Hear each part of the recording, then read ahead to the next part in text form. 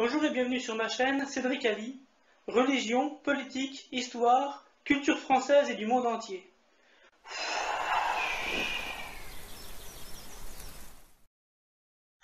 Vous pouvez vous abonner, mettre des commentaires, mettre des pouces bleus et n'oubliez pas de mettre la cloche pour avoir les autres revues de presse et les autres vidéos de ma chaîne. Bonjour et bienvenue sur ma chaîne Cédric Ali. Pour la dernière revue de presse de l'année 2018, la revue de presse UPR du 24 au 30 décembre 2018. D'ailleurs, je voudrais avoir votre avis sur l'intérêt de continuer à faire des revues de presse pour 2019. Merci. À la une cette semaine, Gilets jaunes, le marché de Noël noyé sous les gaz à Saint-Étienne, des familles s'indignent. Durant l'acte 6 de la mobilisation à Saint-Étienne, la police a fait usage de grenades lacrymogènes contre les gilets jaunes sur une place où se tenait par ailleurs le marché de Noël. Enfants terrorisés et parents se sont retrouvés au cœur d'un nuage de gaz. Source RT France 24 décembre. Encore un exemple d'un usage disproportionné de la force de la part des représentants de l'ordre, et particulièrement condamnable en présence d'enfants. Cela devient si fréquent qu'il est impossible de ne pas faire l'hypothèse d'une décision prise en haut lieu. Pourquoi les médias n'en parlent-ils pas? Et pourquoi les représentants des forces de l'ordre, qui sont souvent les premiers à déplorer ces missions violentes et à en souffrir, ne manifestent-ils pas plus clairement leur désapprobation vis-à-vis des consignes du gouvernement? Allons nous promener. France. Les dessous du pacte de Marrakech. François Asselineau revient sur le pacte de Marrakech, qui n'est pas anodin et a largement ému, notamment les gilets jaunes. Est-il contraignant ou non? Que contient-il? Quels pays ont voté pour? Quels pays ont voté contre? Ou se sont abstenus? Ou ont été absents de l'Assemblée générale de l'ONU au moment du vote? Est-il normal que Macron l'ait entériné au nom de la France sans consulter le Parlement ni le peuple français? Source UPR 29 décembre. La police scientifique lance un préavis de grève illimité. Alors que ses fonctionnaires permettent d'élucider un tiers des affaires de la police nationale, leurs syndicats dénoncent leurs conditions de travail. Source Le Monde, 25 décembre. La police scientifique est un corps spécifique de la police nationale, spécialisé dans la résolution des enquêtes criminelles par des moyens scientifiques, tests ADN, analyses chimiques, etc. Le fait qu'ils ne revendiquent pas une hausse du pouvoir d'achat, mais de meilleures conditions de travail, montre que, comme tous les fonctionnaires, ils sont fièrement attachés à leur mission et sont désemparés du fait de l'impossibilité de la mener à bien, faute de conditions matérielles et humaines. Mais obtenir plus de moyens est évidemment incompatible avec les GOPÉ imposés par l'UE. Ille-et-Vilaine, écriture inclusive pour tous au département. Un guide pour une communication sans stéréotype de genre sera élaboré pour tous les supports de communication du Conseil départemental de l'Ille-et-Vilaine. Source Ouest France, 21 décembre. Ce département s'arroge le droit de diffuser l'écriture inclusive, qui déforme, voire menace la langue française, et à laquelle s'était vigoureusement opposée l'Académie française, créée en 1635 par le cardinal de Richelieu, et dont la fonction est justement de normaliser et de perfectionner la langue française. En d'autres termes, l'anarchie gagne progressivement l'État et les institutions. France, l'Union européenne, c'est l'austérité. Pas de cadeau de Noël, la France risque d'être sanctionnée par l'UE. Günther Oettinger, commissaire européen au budget, apprenait le déclenchement d'une procédure pour déficit excessif à l'encontre de la France après l'adoption de son projet de loi de finances pour l'an prochain. La France serait le seul pays européen à dépasser la limite des 3%. Sur Sputnik, 25 décembre. Après une communication pleine de commisération larmoyante, Macron n'avait finalement concédé aux Gilets jaunes que quelques miettes du festin de l'oligarchie. Mais c'est encore trop pour la Commission européenne, qui exige que la France respecte les engagements du TSCG. Il suffirait pourtant d'être conséquent et de quitter ce Titanic institutionnel au plus vite par l'article 50 du TFUE. 71 000 détenus dans les prisons françaises, un record. La surpopulation carcérale s'accentue avec plus de 71 000 détenus pour 60 000 places.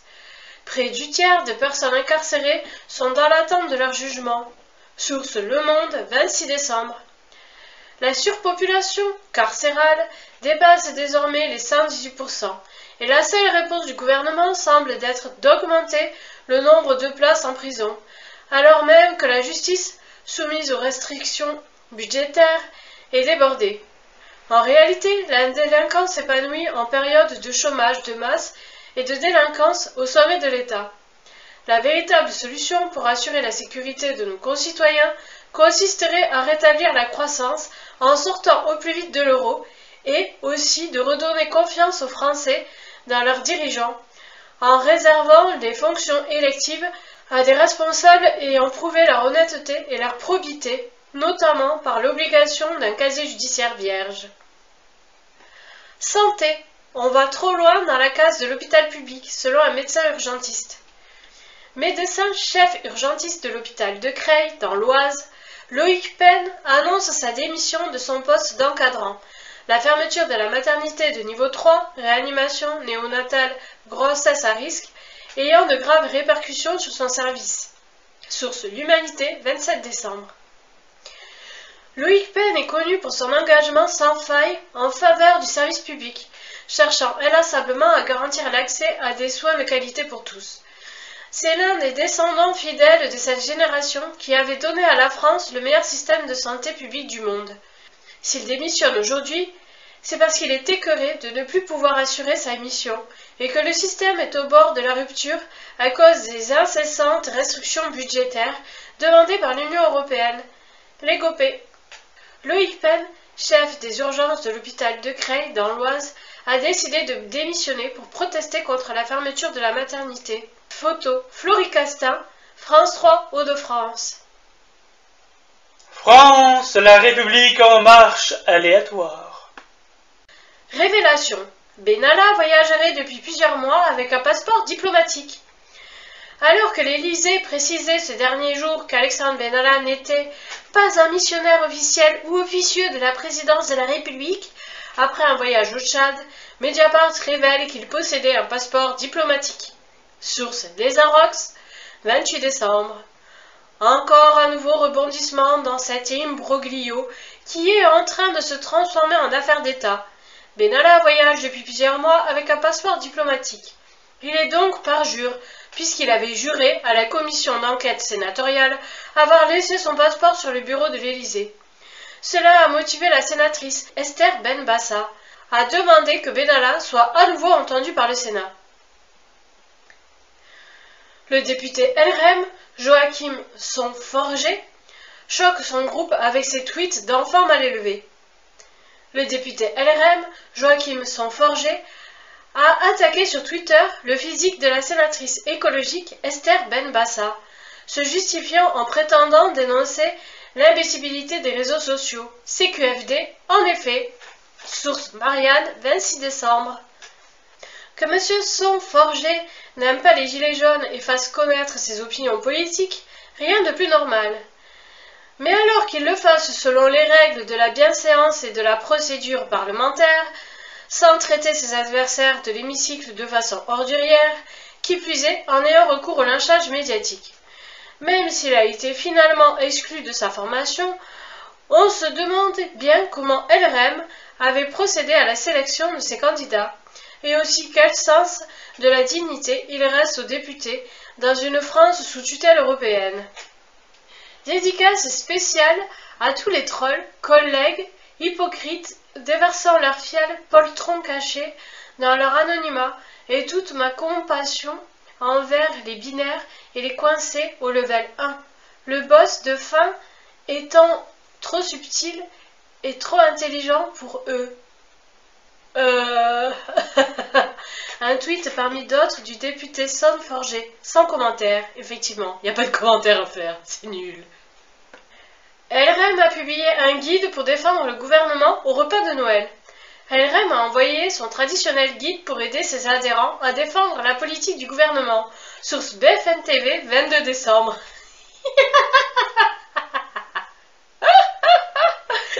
Ah, les pauvres, ils ont besoin d'un guide pour défendre leurs opinions politiques lors des repas de Noël en famille. Ah bah dis donc. Lors de vos repas de famille ou avec des amis, amusez-vous. Essayez de calmer leur colère grâce à l'argumentaire du gouvernement. Défendez Édouard Philippe, chantez les louanges de Macron, considérez que LRM a certes mal communiqué, y compris par excès d'intelligence, mais ne cédez rien sur le fond de notre projet. Ambiance garantie. À mourir de rire. Ah bref. Bon, tout ce qui est gilet jaune, je te le laisse. Gilets jaunes. Un premier député, M. Merlin, soutient la demande de l'UPR de lancer la procédure de destitution de Macron et demande à son groupe LR d'en faire autant. M. Merlin, qui siège au Palais Bourbon depuis 1995 et qui est membre de la Commission de la Défense nationale et des Forces armées, est le premier des 577 députés à décider d'appuyer la demande de destitution de Macron par l'article 68 de la Constitution. Il a également fait part de son intention de soutenir le dossier d'accusation auprès de ses collègues députés, notamment ceux de son groupe LR et de son président de groupe, M. Christian Jacob. Source UPR 25 décembre. François Asselineau et l'Union populaire républicaine remercient M. Merlin de s'être saisi des accusations que nous formulons contre Macron, qui piétine notre loi fondamentale, et de représenter l'opinion des Français qui veulent majoritairement le départ du locataire de l'Élysée. L'UPR appelle tous les Français, et notamment les Gilets jaunes, à rencontrer leurs députés et sénateurs, afin de leur remettre le dossier élaboré par l'UPR, à l'encontre de Macron, et d'exiger qu'ils se joignent au lancement de la procédure de destitution prévue à l'article 68. Réveillons sur un rond-point, je n'avais jamais passé un Noël aussi génial. Les manifestants installés au camp de base de Gare-Galon, toujours aussi motivés, ont réveillonné sur le rond-point du péage, avec la ferme intention de poursuivre le mouvement. Source, Nice Matin, 26 décembre. Avis aux médias qui tentent d'associer une image de violence aux gilets jaunes, très majoritairement pacifiques et solidaires. Des gilets jaunes, gaulois réfractaires, qui se retrouvent autour d'un marcassin grillé pour le réveillon de Noël. Le gouvernement va recevoir les routiers en janvier. Le gouvernement va recevoir les transporteurs routiers en début de janvier pour une réunion consacrée aux difficultés rencontrées par les entreprises du secteur, particulièrement éprouvées par le mouvement des Gilets jaunes, a indiqué mercredi le ministre des Transports. Source Orange, 26 décembre. Diviser pour régner. Après les octrois à la profession policière, Macron joue encore une fois le clientélisme pour diviser les gilets jaunes et éviter que le mouvement ne prenne davantage d'ampleur avec le soutien de poids lourd que constituerait le secteur routier.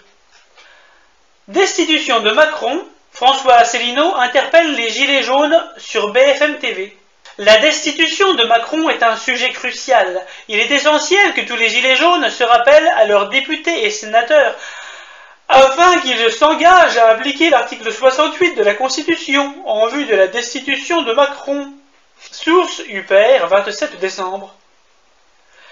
Florian Philippot dépose la marque Les Gilets jaunes en vue des européennes. Le fondateur des Patriotes, qui affiche son soutien aux Gilets jaunes depuis la mi-novembre, a déposé une demande de marque auprès de l'INPI pour conduire une liste associée au mouvement en mai prochain. Source L'Opinion, 27 décembre. Les Gilets jaunes qui ne veulent pas de récupération politique, c'est quelque chose de tout à fait clair. Philippot fait tout l'inverse.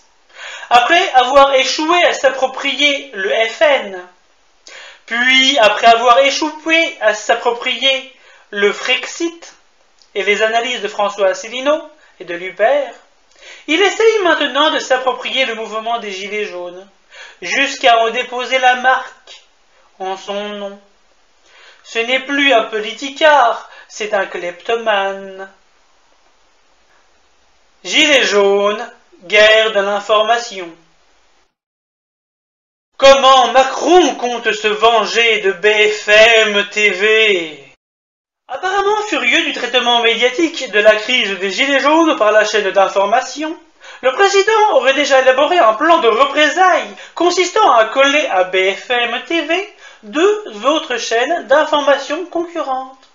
Source, valeur actuelle, 27 décembre.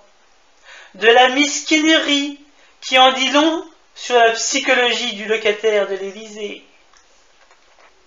Mécontents d'être traités d'antisémites, les Gilets jaunes bloquent l'impression de Ouest France. Plusieurs éditions du journal du groupe Ouest France n'ont pas pu être diffusées le 27 décembre après que des Gilets jaunes ont bloqué des camions à la sortie d'une imprimerie en Loire-Atlantique. Il reproche au groupe de presse sa couverture du mouvement, déplorant d'avoir été taxé d'antisémitisme à la suite des incidents survenus le week-end précédent.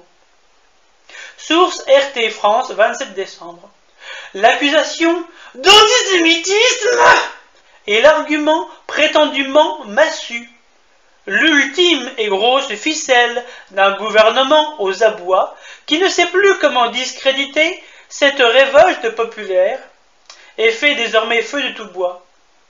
Par son déni de la réalité et son parti pris systématique européiste et pro-gouvernemental, le groupe Ouest France ne fait pas honneur à la profession de journaliste. À savoir que le groupe Ouest France a changé de nom pendant la guerre, pour une raison simple, c'est qu'il a été collabo pendant la guerre. Un ministre dénonce une ingérence des forces étrangères sur les réseaux sociaux. Le secrétaire d'État chargé du numérique, Mounir Mahjoubi, a confirmé lundi 24 décembre qu'une enquête était en cours sur une campagne de désinformation en ligne autour du mouvement popularisé via Facebook. Source Le Parisien, 24 décembre. Monsieur Mahjoubi a-t-il le moindre début de l'ombre d'une preuve de ce qu'il avance? Ne se rend-il pas compte qu'en criant au loup, ou plutôt aux Russes, il se complaît dans le macartisme le plus grossier? Le fait d'être secrétaire d'État au numérique est-il censé nous assurer qu'il sait de quoi il parle? Encore une fois, les Français aimeraient bien que leurs gouvernants cessent de les prendre pour des perdreaux de l'année. Et ça fait toujours rire ces anti-complotistes qui voient des complots russes partout. Une marche de soutien à Macron pour la fin des blocages et de la violence et un retour au calme. Un appel à une marche de soutien au président de la République le 20 janvier a été lancé sur Facebook. Laurent, l'ingénieur qui est à l'origine de cet appel, explique à Europe 1 qu'il ne s'agit pas de contrer les Gilets jaunes, mais de faire place au dialogue. Source Europe 1, 28 décembre. Le gouvernement veut-il créer les conditions d'affrontement entre pro-Macron et Gilets jaunes à Paris, afin de les récupérer ensuite pour casser la popularité de ceux-ci? La vérité, c'est que ce mouvement de contre-manifestation va faire long feu, et que c'est au contraire le mouvement des professeurs, les stylos rouges, qui va faire grossir la contestation populaire avec beaucoup d'autres. Les Macron Leaks révèlent-ils que la taxe carbone visait à financer des baisses de cotisations patronales? L'échange entre Laurent Martel, actuel conseiller de Macron pour la fiscalité, et Alexis Kohler, secrétaire général de l'Élysée, est authentique. Dès son élaboration en 2014, l'objectif de la taxe carbone était en fait de financer la baisse des prélèvements pour les entreprises. Source Libération, 25 décembre. Cela fait une belle jambe à la transition écologique. Les deux responsables d'En Marche s'interrogent en fait sur l'affectation de la recette. La question est ouverte de savoir si l'on affectera intégralement le rendement de la fiscalité écologique au financement des exonérations sociales, ou s'il faut en réserver une partie à une compensation ménage. En d'autres termes, il s'agit bien de financer une baisse de cotisation patronale par une hausse de la fiscalité diesel, comme le résume Colère à la fin de l'échange. Gilets jaunes, répression. Le ministre de l'Intérieur commande 1280 lanceurs de balles de défense LBD-40. Le ministre de l'Intérieur vient de lancer un appel d'offres pour l'acquisition de nouveaux lanceurs de balles de défense LBD à portée plus longue. Ces armes sont pourtant responsables de nombreuses blessures graves chez les Gilets jaunes. Source: Nice Matin, 27 décembre. La militarisation croissante des forces de police est particulièrement inquiétante. Au prétexte qu'il ne s'agit que de munitions type flashball, les citoyens devraient-ils se sentir rassurés? Le régime de Macron agit comme un révélateur de la dictature qu'est la construction européenne. Effigie de Macron décapitée, 3 journalistes mis en cause pour avoir couvert l'événement. Alors que l'enquête sur la mise en scène macabre d'une décapitation d'une marionnette de Macron, près d'Angoulême, est en cours, le quotidien Charente Libre s'est ému que 3 de ces journalistes aient été entendus sous le statut de mise en cause. Source: RT France, 28 décembre. La liberté d'expression est en France un droit constitutionnel, mais la mise en scène de la décapitation ne semble pas faire rire l'hôte de l'Élysée, qui a puni le journaliste qui avait relaté l'événement. La liberté de la presse est décidément de plus en plus attaquée. Union européenne. Union européenne. L'Allemagne s'oppose à toute installation de nouveaux missiles nucléaires en Europe. Telle serait la position de l'Allemagne si le traité de démantèlement FNI, force nucléaire à portée intermédiaire, conclu pendant la guerre froide, devenait caduc, a déclaré le ministre allemand des Affaires étrangères à l'agence de presse dpa, source La Tribune, 27 décembre. Angela Merkel a une position sensée sur ce dossier, car l'Europe ne doit pas être le lieu d'une nouvelle course aux armements entre les États-Unis et la Russie. Londres veut créer de nouvelles bases militaires outre-mer après le Brexit. Le Royaume-Uni envisage la possibilité de mettre en place de nouvelles bases militaires dans la région des Caraïbes et en Asie du Sud-Est, relate The Sunday Telegraph, se référant au ministre britannique de la Défense, Gavin Williamson. Ce projet fait partie des efforts destinés à faire du Royaume-Uni un véritable acteur mondial, après son éventuel retrait de l'Union européenne programmé pour mars 2019, indique le ministre. Source Sputnik, 30 décembre. Le ministre Williamson a tout dit. On peut pas redevenir un acteur mondial tant que l'on est assujetti à la construction européenne. Non, le Royaume-Uni ne sera pas trop petit pour peser dans le monde après le Brexit, prévu en mars. Avis à ceux qui auraient des doutes sur l'intérêt du Brexit. Saxo Bank imagine l'UE au bord du gouffre. Et si on annulait les dettes en 2019 ? Parmi les scénarios envisagés par la banque danoise pour 2019, on trouve une annulation d'une partie importante de la dette des pays de la zone euro. Pour les auteurs, c'est un scénario très improbable, mais il reste du domaine du possible.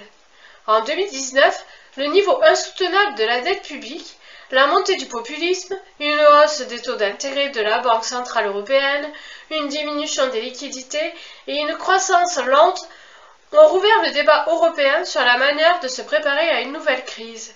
Sous Sputnik, 28 décembre. Sans oublier les risques d'implosion de l'euro, situation italienne, Target 2. Faut-il attendre que le château de cartes s'écroule sur la France ou sortir de l'UE avant que cela n'arrive ? Monde. La Russie teste un nouveau missile hypersonique. L'armée russe affirme avoir réussi réussi ce mercredi un essai de son nouveau missile hypersonique avant-garde, décrit comme invincible par le Kremlin. Source Euronews 27 décembre. On savait que la Russie avait rétabli sa prééminence sur les États-Unis en matière d'armement conventionnel. On sait désormais qu'elle détient également une supériorité en matière nucléaire, puisque ces nouveaux missiles se jouent aisément des prétendus boucliers antimissiles. Raison de plus pour revenir à la raison dans les relations internationales, en traitant les Russes comme des partenaires et non comme des représentants de l'axe du mal. Maduro accuse la Colombie de saboter le réseau électrique vénézuélien. Le président vénézuélien a indiqué que son gouvernement a répondu de manière adéquate aux menaces portées contre le système électrique national par des groupes organisés en Colombie. Source Telesur, 27 décembre en espagnol. La pression s'accroît sur le successeur d'Hugo Chávez, dont le président de l'UPR avait souligné les réalisations notables dans cet article, intitulé « Le Venezuela avant et après Hugo Chávez ». Les sanctions américaines unilatérales, et donc illégales au regard du droit international, les accusations du président brésilien et du secrétaire d'État américain, la pénurie organisée qui ruine l'économie, et les sabotages actuels, tout laisse présager une détérioration de la situation. Pour préparer une intervention humanitaire, cela serait désastreux, alors même que la Russie vient de renforcer sa coopération militaire et nucléaire avec Caracas. Éthiopie. Le Parlement vote une loi de réconciliation intercommunautaire. Le Parlement éthiopien a adopté lundi 24 décembre une loi instituant une commission de réconciliation qui aura pour principale tâche de mettre un terme aux violences intercommunautaires et de documenter les violations du droit humain commises dans le pays, a rapporté la radio Fana, proche du pouvoir. Selon le Bureau des affaires humanitaires de l'ONU, OCHA, au moins 2,4 millions de personnes sont actuellement déplacées en Éthiopie en raison des violences intercommunautaires. Source Jeune Afrique, 26 décembre. Le Premier ministre éthiopien, Abiy Ahmed, lors d'une conférence de presse, le 25 août 2018 à Addis Abeba. Addis Abeba qui veut dire nouvelle fleur en éthiopien, enfin en amarien, en Amérique. Syrie. Les Émirats arabes unis rouvrent leur ambassade à Damas. Les Émirats arabes unis ont rouvert leur ambassade à Damas ce jeudi 27 décembre. Un geste fort alors que la politique de Bachar el-Assad est très isolée depuis le début de la guerre en Syrie. Mais la reconquête progressive du territoire syrien par ce gouvernement et ses alliés fissure le front anti-Assad. Source RFI 27 décembre. Après avoir demandé le départ d'Assad à l'unisson de la supposée communauté internationale, c'est-à-dire les agresseurs occidentaux et leurs alliés habituels, les Émirats arabes unis reviennent désormais à la raison et rétablissent des relations normales avec l'État souverain qu'est la Syrie. Simple retour au droit international et au bon sens, en quelque sorte. Et voilà, c'est fini pour cette semaine, et avec Bachouda Mukherjee, nous vous souhaitons à tous une bonne semaine. Et comme je vous l'ai dit au début de vidéo, je voudrais avoir votre avis sur l'intérêt de continuer cette revue de presse pour 2019. Merci à tous.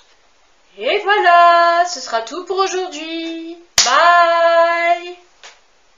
Je te laisse le monde, Cédric.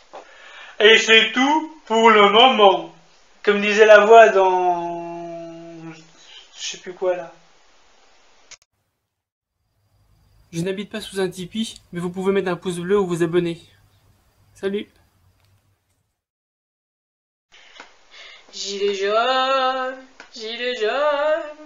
je te les laisse. Gilets jaunes, je te les laisse. Moi, je fais l'Union européenne. Ouais, je chante super faux, en plus avec une oreille bouchée, c'est pire. Bref. J'ai arrêté et recommencé. Il fait froid à la maison. Tu ne mets pas. J'ai pas envie de boucher.